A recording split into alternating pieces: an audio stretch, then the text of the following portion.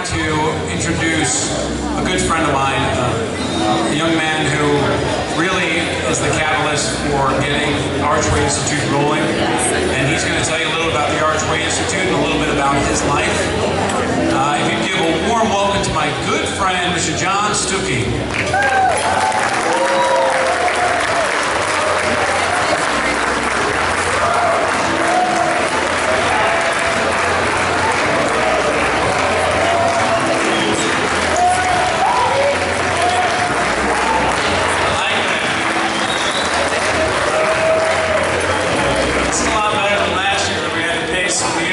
On the dance floor now to get some money donated.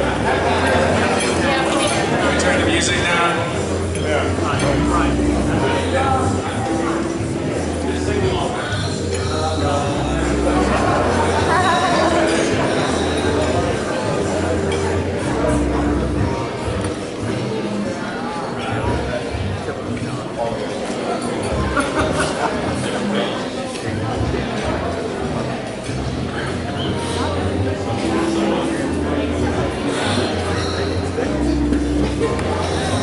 This is the longest intro anyone's ever had.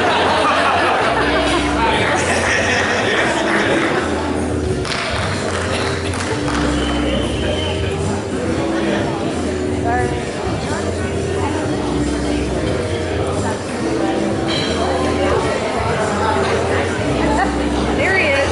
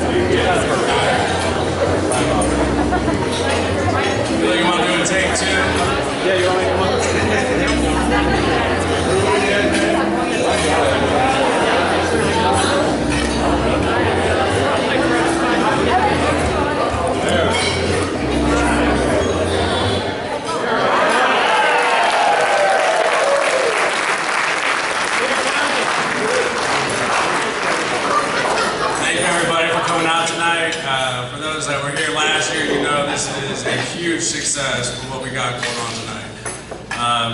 So first off, for those that don't know me, my name is John Stuckey. I'm a recovering alcoholic and addict, celebrating 4.5 years of sobriety.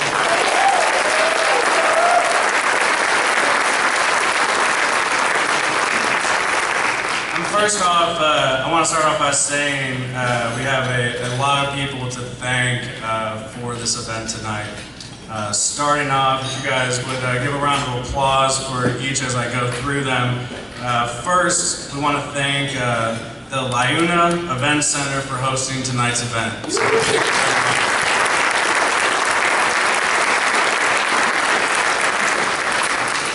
secondly, we would like to thank the local 110 Labor Union and Don Willie for their $10,000 contribution to the district.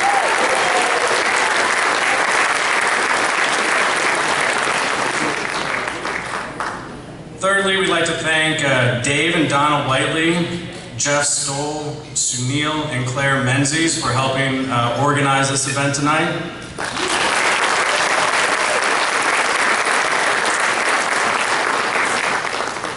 Where's Phil at? Right here.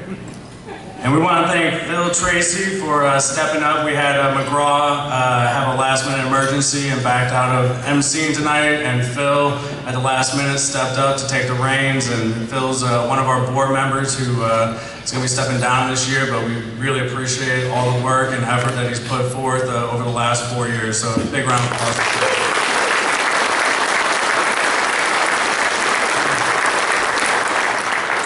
I'd also like to do a special thank you to one of our newest board members, Cricket Brown, for coming out tonight. She came out here from California to support the event. and she also made a contribution to purchase 5 tables for the guys from the recovery house to come tonight.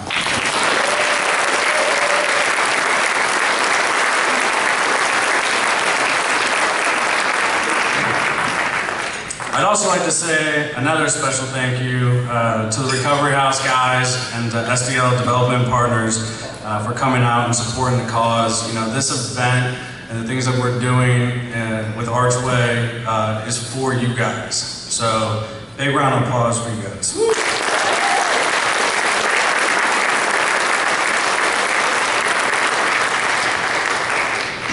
And these next 2 personal ones are for me, but I need to get them out there. A big thank you to Judy Percy and Sunil Menzies for being co-founders of the ARCHway Institute, supporting this cause, you know, the dedication that they have to this field of addiction and changing the stigma around it. And personally, through my journey of recovery, these people have saved my life, so thank you.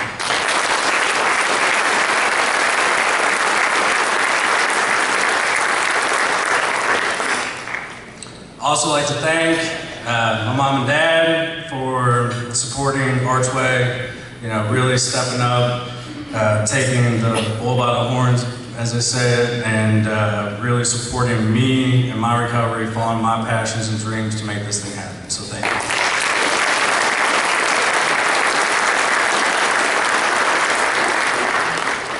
So now the fun stuff. Why we're here tonight. Very simply, you know, ARCHway is started with one understanding, and that is we believe in the recovery from addiction. You know, the stigmas that are associated with addiction, really, you know, it's almost considered a death sentence. Jails, institutions, and death. That's what they say when you stand up and say, I'm John, I'm a recovering alcoholic and addict. You know, your end game is jails, institutions, and death. You know, that's a false statement, you know, and that's what we stand behind, and we show that with the right support, the right resources, that people can and do get better, you know. And the next slide, and what we do. You know, ARCHway was founded, you know, and early in my recovery, it got, you know, I was living in a transitional sober house, and one of the guys asked me to get his girlfriend into treatment. You know, so I called up the Menzies, and I got a list of providers and people that, you know, she had no insurance and no money. And I called them, and I called around to see, you know, what kind of services could be provided for this person with the right, you know, for what she had, no insurance and no money. And basically I got 3 responses.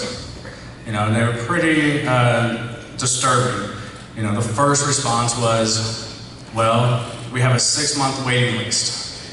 I said, wow, 6 months, okay, I guess let's put them on the list. They said, no, it's a 6-month waiting list to get on the waiting list. And I said, okay, well, what would you like this person to do in the meantime while they're doing this? They're in a very dark place, they're devastated, they're in crisis, they need help. And the response was, well, if the person attempts suicide and you sign an affidavit that they've attempted suicide, they can get into a 96-hour hold, and pretty much after that they will be released back into society with no follow-up services. And I was like, okay, well, what's the next one? They said if they commit a crime bad enough, then they can go to jail, and then the state will pick up their treatment costs. You know, and for me, you know, I was blessed with family and support and finances, and to be able to get the services that I needed. And you know, talking with the Menzies and other treatment providers, and we asked them, you know, how can we help to get people the services and resources that are needed? And some of the biggest barriers to people getting these services is money, you know, funding. And it's crazy the amount of money that we're talking about that limits these people from getting services. You know, $100 for medications, $500 to meet their deductible before they get into services. You know, basically $500, $300 to get into transitional living, sober, safe environments for them to go into.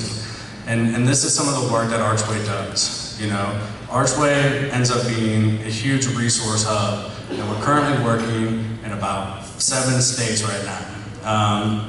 Throughout the US, mainly on the East Coast. We throw events, we team up with local organizations, we throw fundraisers, and with that money, half of that money goes to the local community to help support them and their patients that might be in crisis or need some sort of financial assistance. And the other half of those funds go towards individuals that we sponsor as far as online submissions go.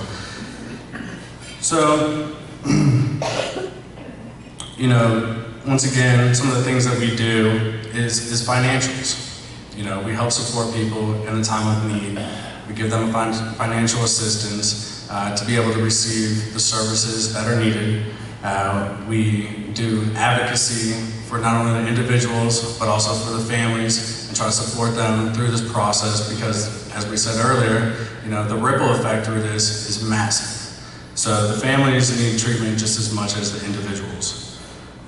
We also develop resources and support through different treatment providers. A lot of them are here tonight that we work with, that we identify as credible treatment centers that we work with to get people into services immediately. You know, a lot of people in this field, everyone kind of has a treatment center and they stand in their corner, you know, and no one's really communicating.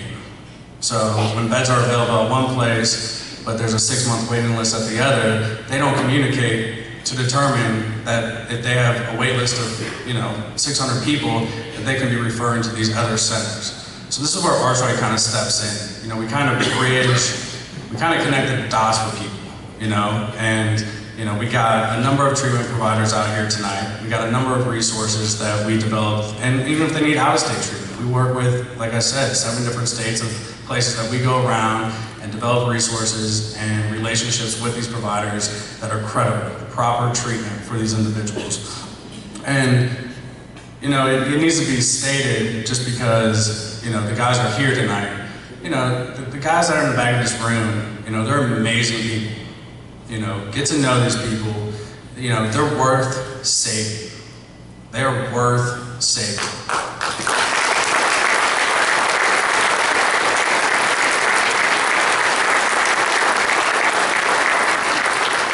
You're going to see a video later this evening, and it's going to kind of show some statistics on what we're talking about here.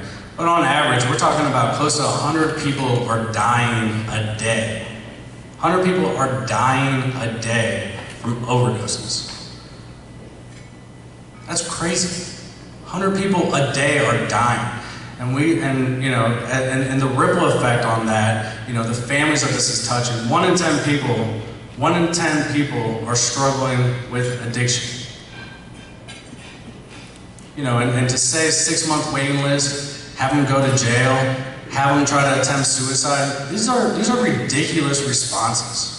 Ridiculous. This is the only disease. But the question is, how much money do you have? And then we will determine what form of treatment you should receive. You know, and the guys in the back, and me standing up here right now, I'm saying that with the right resources, with the right support, with the right accountability, with a safe, sober environment, you know, the success rates are through the roof. The statistics I see are absurd. They're false. They're false. And you want to know why they're false? Is because people are not receiving proper services. They're not a full round circle of services. You know, it's either detox, outpatient, sober living, whatever, and it's all separated. It's not a wraparound service, you know, but if all these things are combined and people are given the right opportunity, I'm telling you, the statistics that I'm seeing are completely opposite. The complete opposite of what is being provided right now. And, you know, when we're sitting here and we're talking about some of the dollar amounts that we are discussing and why we're here tonight. We're here tonight to fund this project. We are here tonight to change this stigma. That these statistics are wrong, and that us as a society are not going to stand up and take this. You know, and to lose one more person over these false statistics is absurd. And we should be outraged and need to be stepping up as a community and support people in recovery, break down the stigma, and allow them to get the help that is needed. So I'm gonna stop on my rant. I truly do appreciate everyone coming out tonight. This is for me amazing. You know, through this journey, watching these different programs and things that we've worked with, and you know, to come here tonight and to really get the opportunity to show these guys that I work with on a daily basis some of the stuff that we do, and the support is out there for them. You know, the stigma sticks to them and thinks that, you know, well, why would I go to that event? You know, why would I be a part of that? I'm not one of those people. You are one of those people, you know, and you being here tonight breaks the stigma.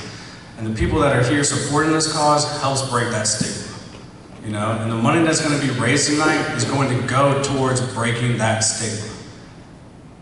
And the results will change. I mean, Percy talks about it all the time. The only way you change stigma is by changing the results. You know, and I'm here to tell you right now, my life is dedicated to this project, this service work, and to changing that stigma. You know, and I truly appreciate everyone coming out tonight, and just want to say thanks again for your support.